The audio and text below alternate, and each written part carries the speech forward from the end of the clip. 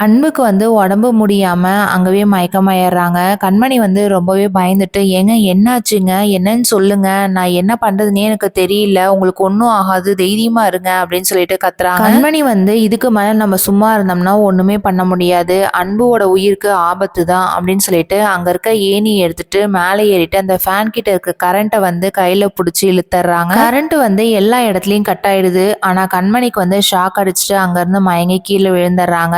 வெளியில வந்து கார்த்தியும் அவங்க அப்பாவும் போலீஸ் எல்லாருமே வந்துட்டு இது என்ன திடீர்னு கரண்ட் வந்து கட் ஆயிடுச்சு, செக்யூரிட்டி கொஞ்சம் என்னன்னு சொல்லிட்டு போய் பாருங்க அப்படின்னு சொன்ன உடனே அவங்களும் போயிட்டு பாக்குறாங்க. ஆனா அப்பயும் கரண்ட் வரவே வராது. உடனே போலீஸ் இருந்துகிட்டு சரி நம்ம வாங்க உள்ள எல்லாம் செக் பண்ணி பார்க்கலாம் அப்படின்னு சொல்லிட்டு உள்ள போறாங்க. உள்ள போனதுக்கு அப்புறம் ரெண்டு பேத்தையும் பார்த்துட்டு எழுப்பி விடுறாங்க. ஆனா யாருமே வந்து எழுந்திருக்கவே மாட்டாங்க. உடனே கார்த்தி வந்துட்டு நம்ம இதுக்கு மேல விட்டு வச்சிருந்தோம்னா ஒண்ணுமே பண்ண முடியாது, நம்ம ஹாஸ்பிட்டல் கூட்டிட்டு போலான்ட்டு அங்க கூட்டிட்டு போறாங்க. கார்த்தி வந்து சிவகாமிக்கு ஃபோன் பண்ணி நடந்தது எல்லாத்தையுமே சொல்றாங்க. சிவகாமி வந்து அழுதுகிட்டே ஹாஸ்பிட்டல் போறாங்க. இதனால மயூரிக்கும் ஸ்வேதாக்கும் ரொம்பவே சந்தோஷமாயிடுது. டாக்டர் வந்து கார்த்திக் கிட்ட அன்புக்கு வந்து பிளட் எல்லாம் கிளாட் ஆயிருக்கு, மத்தபடி வேறெல்லாம் ஒண்ணும் இல்ல, கொஞ்ச நேரம் ட்ரீட்மெண்ட் எடுத்தோம்னா சரியா போயிடும் அப்படின்றாங்க. கண்மணிக்கு வந்து ஷாக் அடிச்சிருக்குன்னு சொன்ன உடனே சிவகாமிக்கு ரொம்பவே ஷாக் ஆயிடுது. கண்மணிக்கு என்ன ஆக போகுதுங்கிறத வெயிட் பண்ணி பார்க்கலாம். தேங்க்யூ.